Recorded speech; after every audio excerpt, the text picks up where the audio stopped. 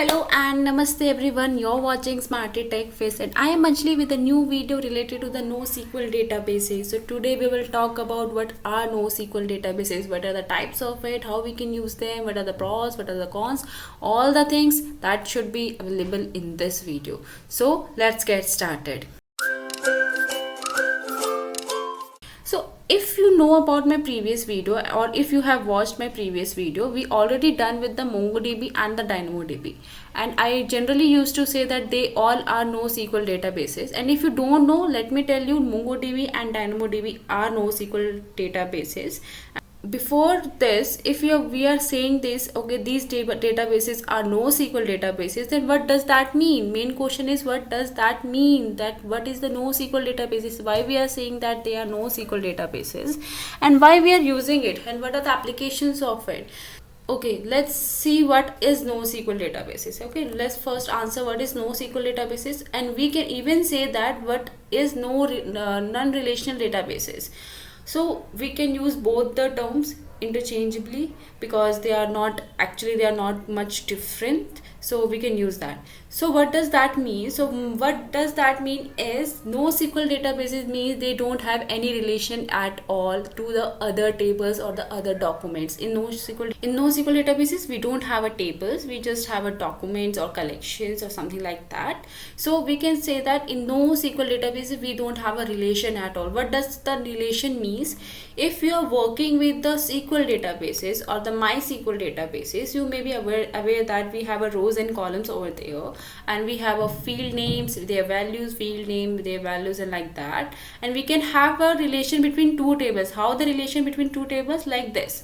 If we are storing the address, we can have a different table for the address, and for the address we have a ID field that is actually storing in this table. So we have a relation between these two tables using this address ID, which is a foreign key for this address table. So in this context, we can say that in the SQL and MySQL we have a relation between these two tables.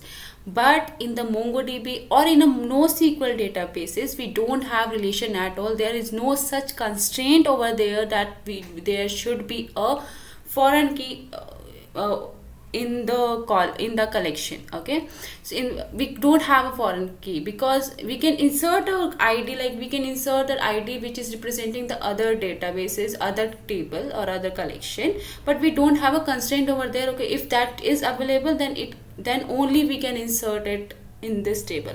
But if we are going to insert like address ID 3 and it is a foreign key and the 3 ID is not available in this table, so that is not going to be inserted. So we have a constraint over here for the foreign key, but we don't have any constraint or any relation in the NoSQL database. So this is the first thing that we can learn over here, that what are the NoSQL and why we are saying that they are no relational databases.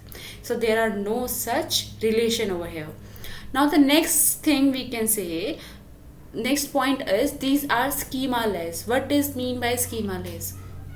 I will tell you these differences using the example so that you will be much more aware of, to that, and you can understand what are the basic things in it. So let's see the same example here. If you're working on a SQL database, so what you have to do, you have to firstly create a table, and then you have to firstly create some columns over here. Like if we want to create a table like users detail, we firstly need to create a table with first name, column, last name, address, ID, age, and all. You should be aware that okay, these columns are need to be inserted and we may have these values in it.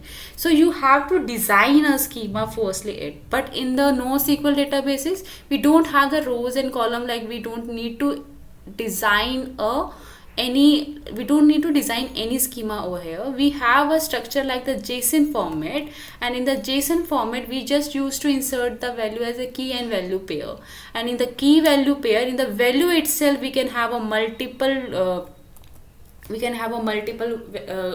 values for the JSON itself. So you can see that there's a difference between them. And let's take one more example for the schema less. As I said, we don't have to design any schema, we don't have to predefined what are the columns we may have. Now let's say we want to insert one more column here, like we want to insert salary. Okay, so what you will do in the SQL or the MySQL databases, you will firstly modify, or you will firstly alter the table to add one more column before inserting any document, any row which is having a salary column. But in the NoSQL databases, we don't have to create any column before inserting it. If your document is containing any new field, you just have to insert. You don't have to take care whether this column is present in other document or not. You just have to insert it. It will take the column, it will take that key automatically. You don't have to prepare any schema before that. Okay, so this is the main difference. You can see that the schema less databases, so you don't have to take care for the what are the columns is already present or not. You can insert it directly, you can just take it directly. You don't have to take care of it. And the third thing, you can see that you have to, like, if any column is present, like line 2 is available here, and we want to insert a document that not contain any line 2 in this, then we have to insert like a null value to that. But if the same thing we will present for the NoSQL databases, we don't have to insert any key at all. If it can be either present, it can't be like present at all.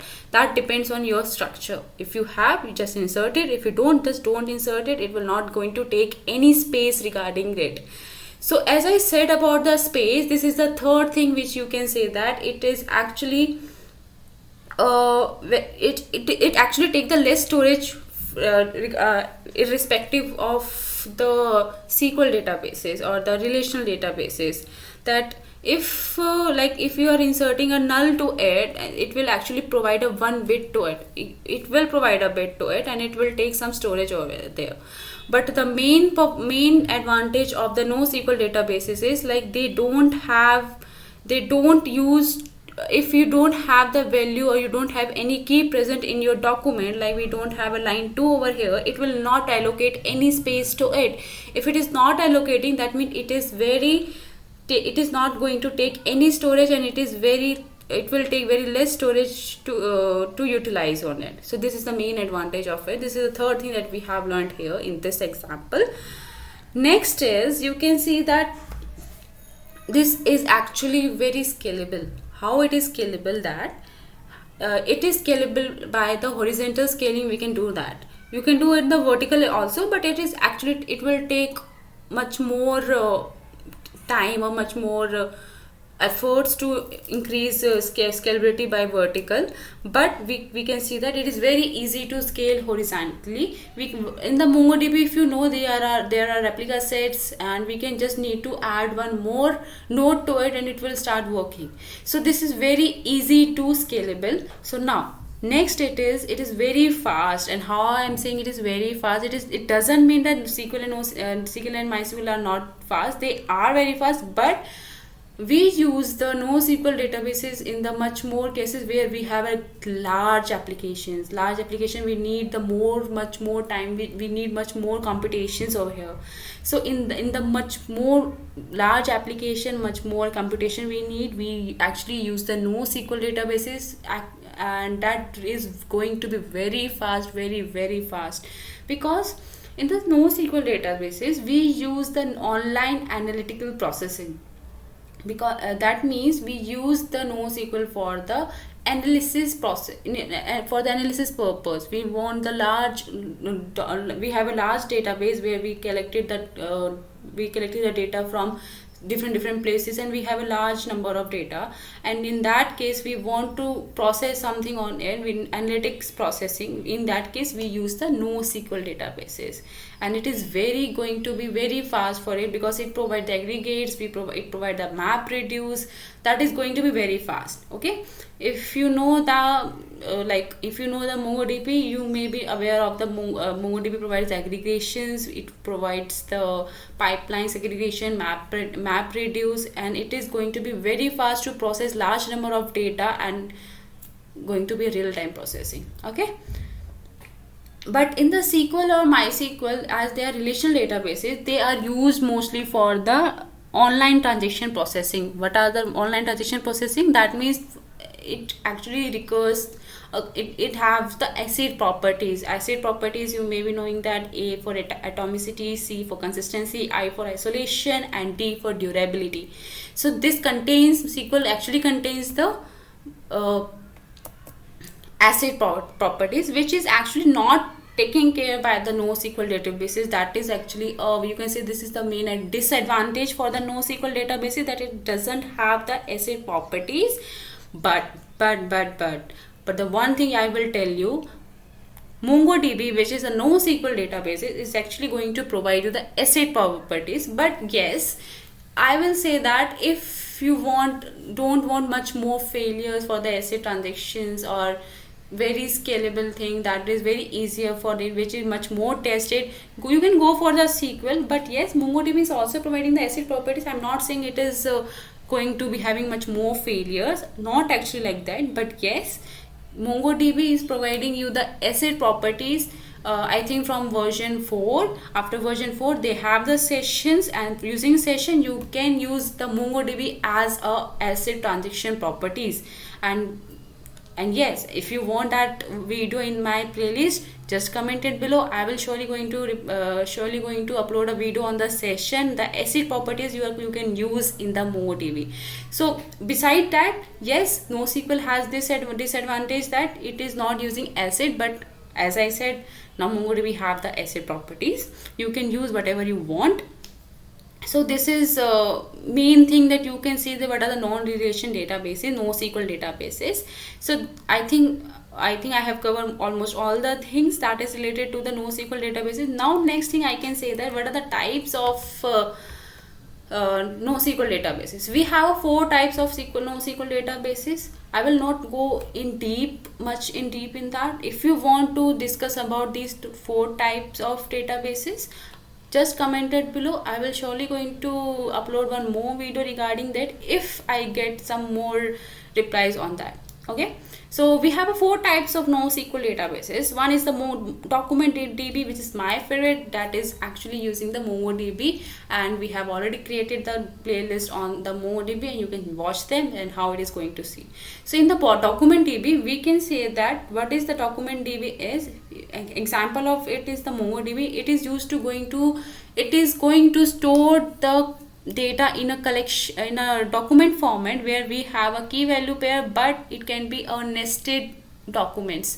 Like in the ACID, like in the address, we have saw that in the address we have a nested document with the another JSON type. So in the NoSQL, we have the storage like of the JSON values. Okay, in the column DB, we have like example as a Cassandra. In this DB, the data is going to store as a column wise, not in a row wise. So this is another type of database. And third one is the key value pair database. In this, we have a data storage in the straight key value pair. You just have to query on a key, and it will going to response back with the value of that key. Okay, and DynamoDB also we have covered much more videos on that. And key value DB is the type of we can say that DynamoDB is a type of key value DB, and this is also a NoSQL database. Now fourth one is graph based or the node based database, and the example of it is the Neo4j. So in this database, the documents are going to store, like the data is going to store by the node by node. This is actually very complicated thing, so we will not go in much deep in that. But you can say that the example for the NoSQL databases of graph based or node based actually a Neo4j.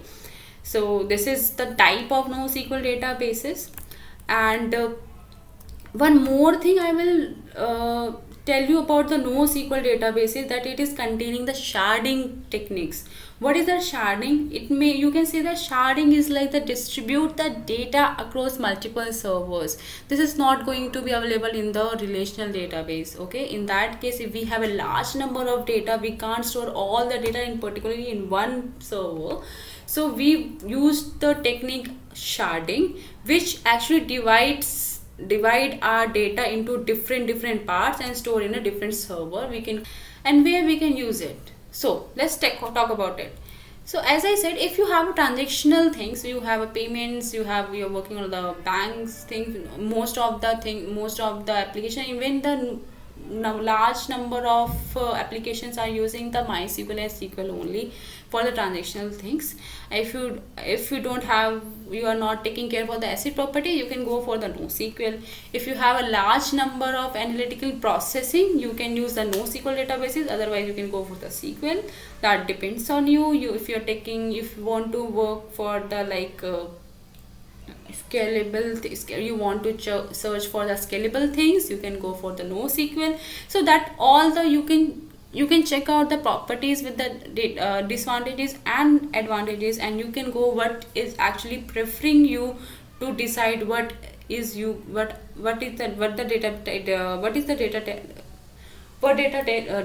you are going to use. So this is all about NoSQL databases. I think that is going to be clear somehow to you.